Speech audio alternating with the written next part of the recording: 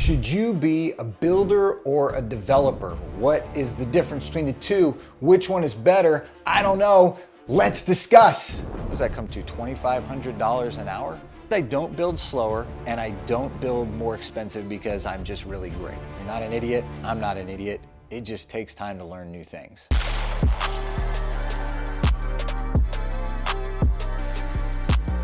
All right, so we're gonna talk about whether or not you should be a developer or whether you should also be a builder, commonly referred to as a builder/developer. I know, freaking brilliant.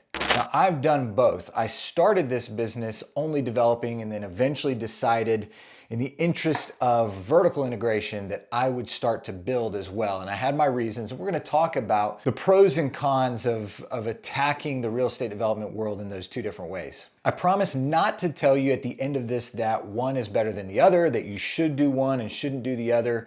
I really think it depends on who you are, what you like, what you enjoy, what your goals are, so on. The only thing I'm not gonna look at is only being a builder, meaning building, say, custom houses for other people, or even building houses for other investors.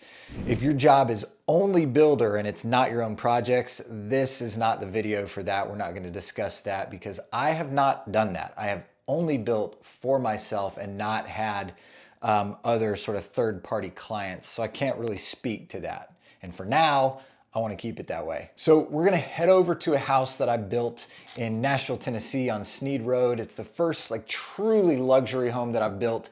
I'm very proud of it. It turned out pretty awesome. It's just about done. Let's go check that out and we're gonna talk through the pros and cons of building and developing. All right guys, so I'm sitting here in a house on Sneed Road in Nashville, Tennessee. This is definitely the best house I've ever built. I'm very proud of it and we're just finishing up. In fact, today I was putting a couple robe hooks on the wall in the master bathroom, brought a couple materials that some of my subcontractors needed, pointed out a couple little touch-up paint spots, but we are like 99.99% done on this thing. And so it's really fresh in my mind, the difference between developing versus developing and building for yourself, right? So I'd like to point out 4 key features if you are considering developing without building, okay? The first one is that the dollar per hour, I would say objectively, is gonna be meaningfully higher if you're only developing and not building. And let me tell you why. I did a video a while back, this is probably 2 years ago now, in fact, and I'll put a link to it up there, where I talked about a deal that I did where I didn't build it and was able to walk away, and I think the dollar per hour came out to like $20,000 an hour or something like that. The idea is I'm not doing anything daily for a project if I'm not the builder. I do a lot of work up front, a lot of legwork, pulling the deal together, finding investors and deciding on plans, etc. And then when it's time to go vertical, I let my builders do their thing and I'm not engaged again really till the end. Now, obviously throughout the process, I'm having some conversations about budget, about timeline. I'm keeping an eye and I'm gonna go visit the site here and there. But when I'm building, I'm doing stuff every single day. I mean, site visits 4 or 5 days a week, sometimes more. So my dollar per hour, if I'm just developing, is really high. Let's just say I do a basic infill build in downtown Nashville and I make $100,000 profit on that deal. And let's say I spend 20 hours up front working on that deal and 20 hours on the end when we're working on selling it. Okay, I'm in for 40 hours. Let me do some mental math real quick.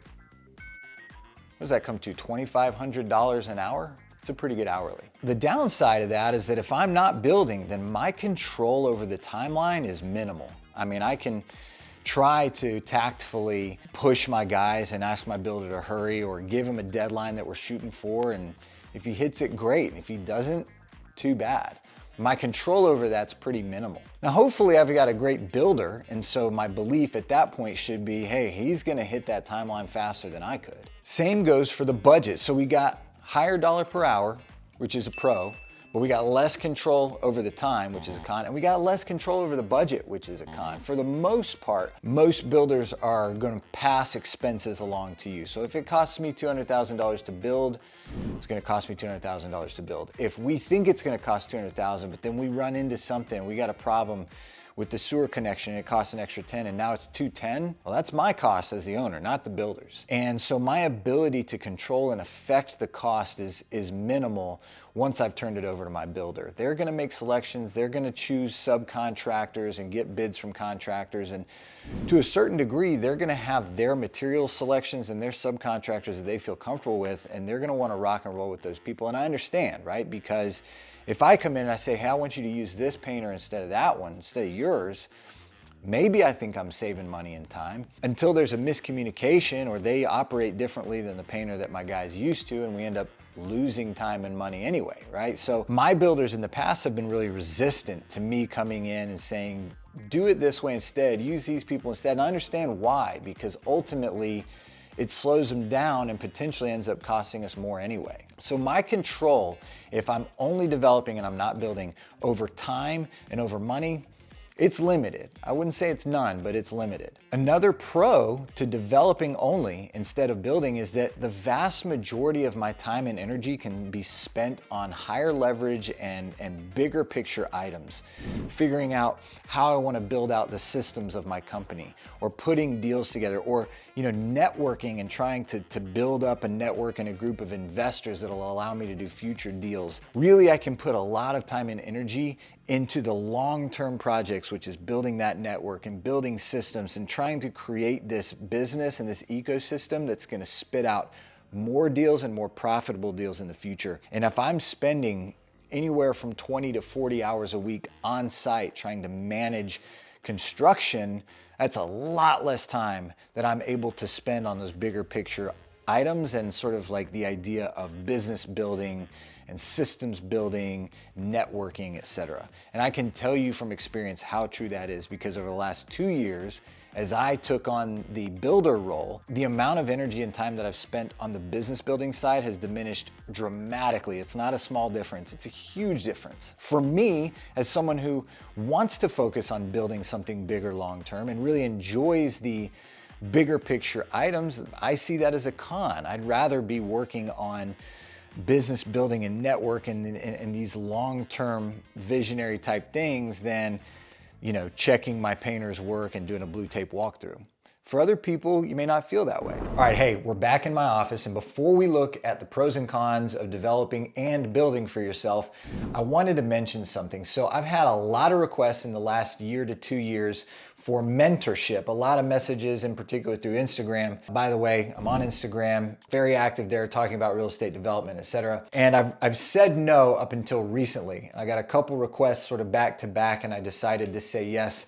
If you are interested in that, feel free to message me on Instagram. That's probably the best way to do it. And I have a pricing structure for one-on-one mentorship that I'm willing to offer people now. It is something that I put together where it's worth my time. So I'm going to tell you it's not super cheap, but if you are serious about wanting to do this and you need some one-on-one coaching to either get through specific problems or just sort of figure out how to get the ball rolling, it's probably worth your time and money depending on what your goals are, and we can talk about that. So feel free to message me on Instagram if that's something that you're serious about. Additionally, I'm also looking at starting a monthly call, and it'll probably be some sort of cheap subscription. If you are interested in having a group where you can talk about real estate development, I'm looking at doing a monthly call where everybody can get on, probably use like Google Meetup or something like that, and spend an hour answering questions, just talking about real estate development in general. Lastly, there's something in between there where you're not paying monthly to meet with me once a week, but you want something a little more involved than the monthly call,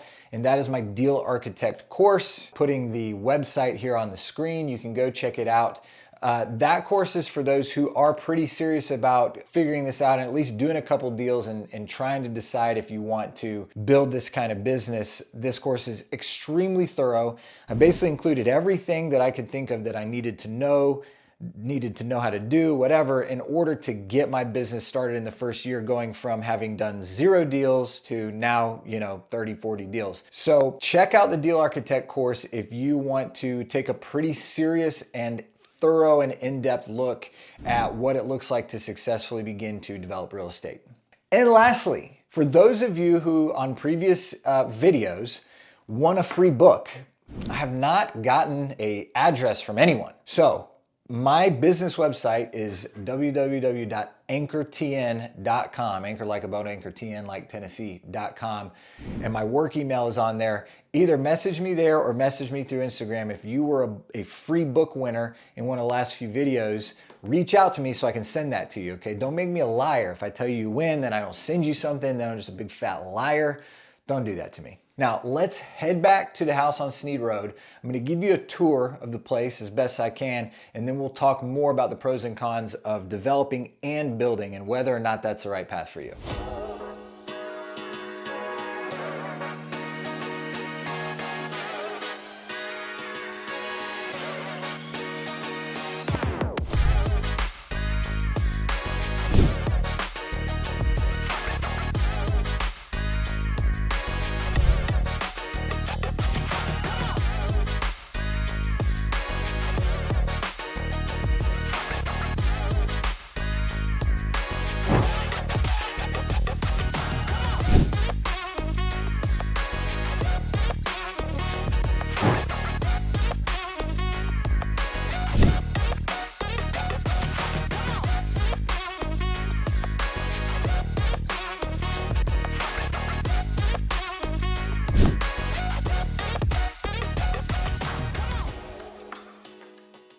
All right, I hope you enjoyed the tour. I'm pretty proud of this house myself. This took a lot of work and it is definitely the nicest house I've ever built. I wish I was moving into it instead of selling it. So for those of you who are considering that you might want to be a builder developer, I think as it's most commonly referred to, somebody who not only does the development, but then wears the general contractor hat and does the build themselves, here's a few key points for you to consider. All right, first of all, I think it's very fair to acknowledge that you really have to have two pretty substantial skill sets. My opinion and my experience is that the skill set to be an effective developer is a pretty stout skill set to really do it well. You've got to understand a lot of things. I also have experienced that in order to be a good builder, that is a separate, very robust skill set. And in order to do both, you've got to have two pretty stout skill sets and they've got to be relatively complete. If your skill set as a developer is incomplete, you risk losing some money in a pretty serious way. And as a builder, it's the same. If your skill set as a builder is incomplete, it's haphazard, which mine has been for portions of the last couple years, you're gonna lose some money.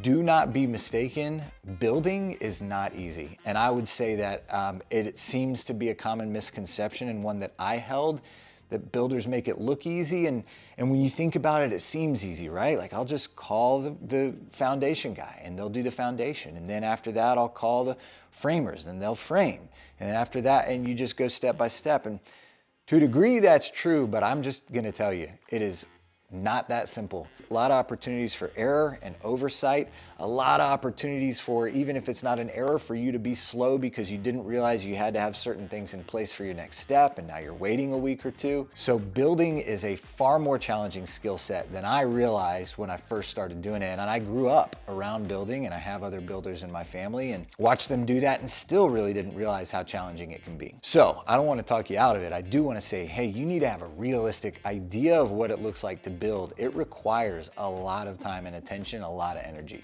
The second thing is that I highly recommend that you start with, or at least work toward, having a project manager. If you're gonna build and develop, if you have a project manager, it's gonna free up some of that time we talked about to get back to working on some of the bigger picture items. It's really hard to build systems, even if it's on the construction side, systems like your schedule and your budget and checks and balances for some of the work of the subcontractors. Building those kinds of systems takes time, and not just time, but like a completely different headspace that you've got to be in. And for me to click in and out of builder mode, which is really finite and tactile and detailed, over into big picture mode where I'm trying to have a vision for the future, that's not a quick transition, right? So for me, I might spend the first half of the day until noon or 1 o'clock. In fact, that's what is happening today, on site dealing with construction issues. And then I go back to the office, and it takes some time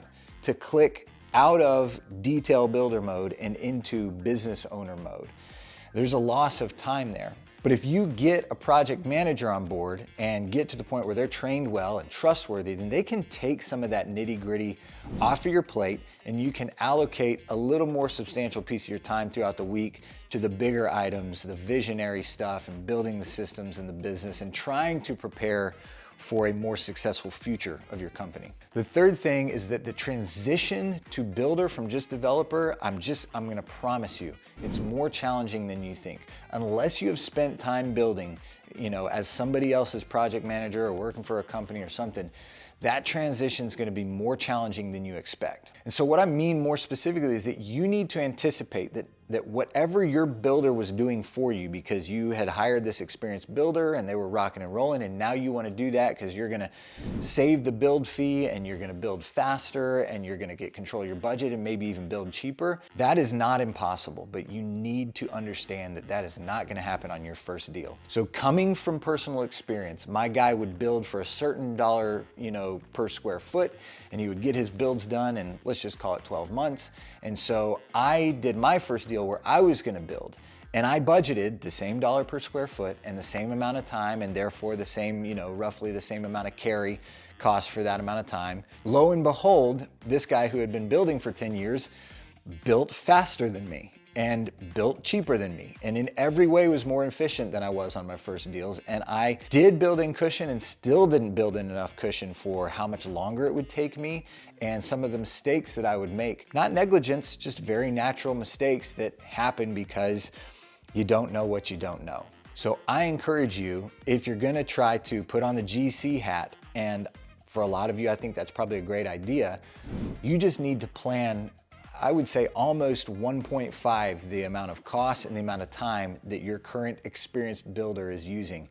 And then when you come in under that, great, it's a win. If your builder was building in 12 months, you need to plan on yours taking 18. If your builder was building for 150 a square foot, go ahead and budget, call it 200 to 225 a square foot, because you're gonna mess some things up. That's okay. You're not an idiot, I'm not an idiot. It just takes time to learn new things. The bottom line is you need to plan for the fact that you are gonna move slower and your build's gonna be more expensive for your first couple projects. Lastly, let's acknowledge the obvious. Your dollar per hour is lower when you are building. It's just a fact. If I do a job and I'm building it myself, and let's say I have saved $40,000 or $50,000 on a build fee, and obviously that's gonna vary depending on who you're paying and what the project is. But let's just pretend that I could have developed it and had somebody else build it and I'm gonna pay them 50 grand. And we go back to that example before where my hours in were, let's say 40 hours. Now we're gonna go, I'm the builder, so I'm gonna save that $50,000. And let's pretend I don't build slower and I don't build more expensive because I'm just really great. So let's not even add that in. Let's say that I build the same speed, the same efficiency cost-wise.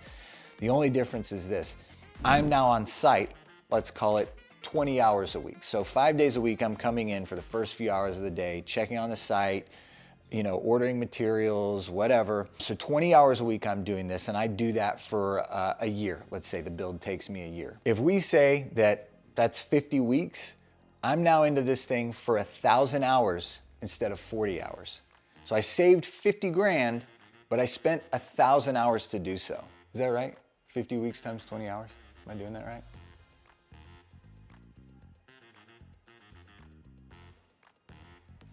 Yeah, that's right. So the bottom line is, I would say almost with no exceptions, if you're building in addition to development, you are electing on purpose to make less per hour. That's okay. That's not automatically bad. Building is fun. It's cool. It's very satisfying. But you do need to know why you're doing it. Because if you're just doing it to save money, that is not the answer. The answer is to take the time, the 1,000 hours you would have spent building a house, and put together 10 more deals and make more money that way.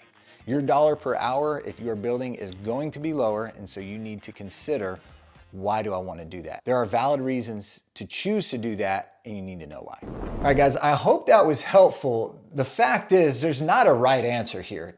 It's a good fit for different people, and I have friends who I think are better builders than me because they have slightly different personality and a slightly different skill set, but maybe they struggle to put deals together. I feel personally like I'm a little more proficient right now as a developer than I am as a builder, although In particular, completing this house on Sneed Road that I just walked you through, I would say that I was able to step my game up quite a bit. For the time being, I've decided that building for myself is still a good fit. And the reason is A, it is massively challenging and causing me to grow in pretty significant ways as a person, as a business person.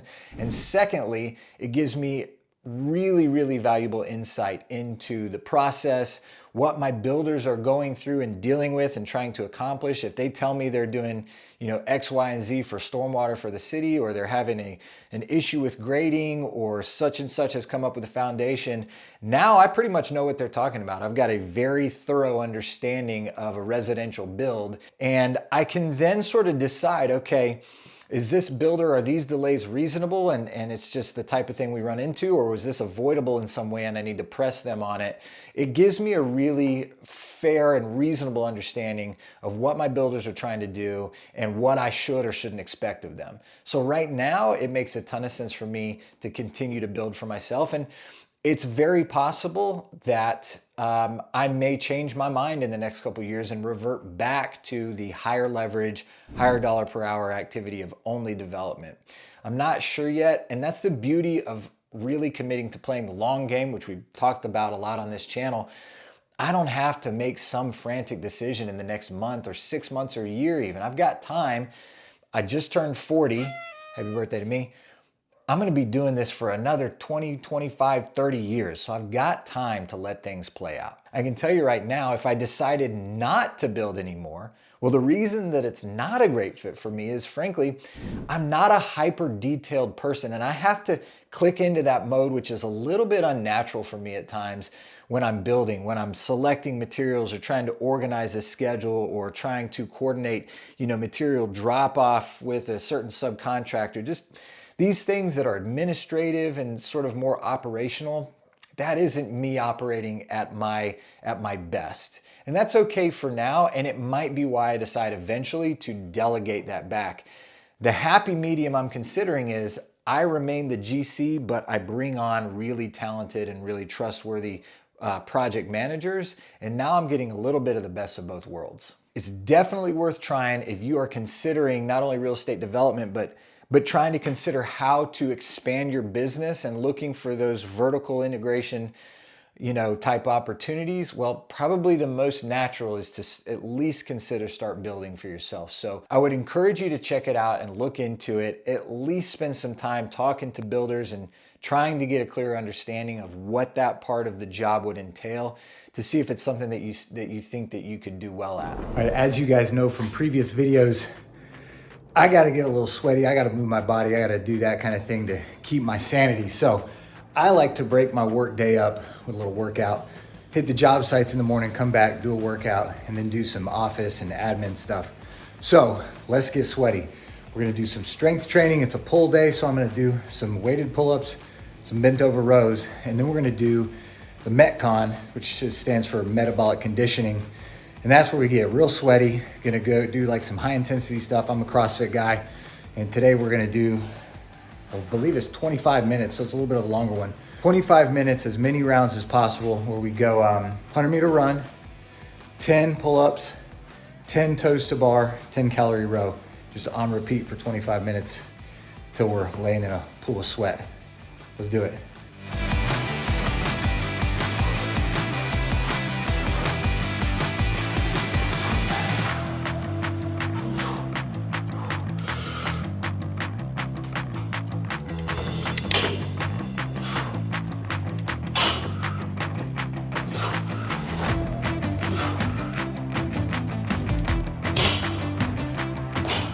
25 minutes of this nonsense.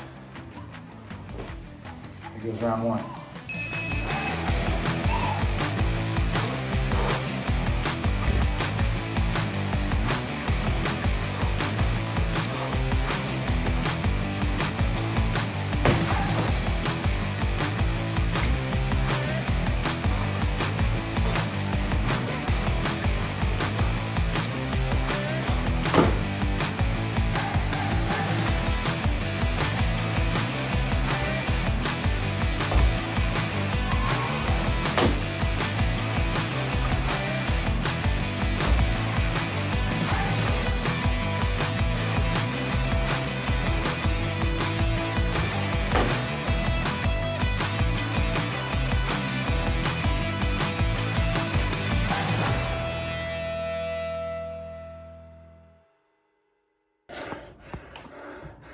Okay, done.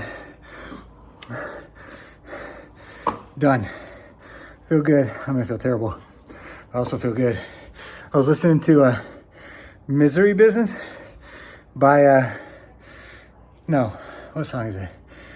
The Paramore song. It's like, why do we like to hurt so much? Why do we like to hurt so much? While I was running, I just thought that was funny. In the meantime, for those of you who are dads, go check out the Bad Rad Dad apparel brand. That's for those of us who are dads and like to stay fit and strong and push ourselves and bring awesomeness to our family. Bad Rad Dad, what is it? badraddad.store. Go check that out. As usual, if you are getting something out of this, if you're becoming a better person, you're becoming a better, more courageous, more capable entrepreneur, becoming a better real estate investor or developer or builder, then hook me up. One of those, and one of those, and one of those. I'll see you soon.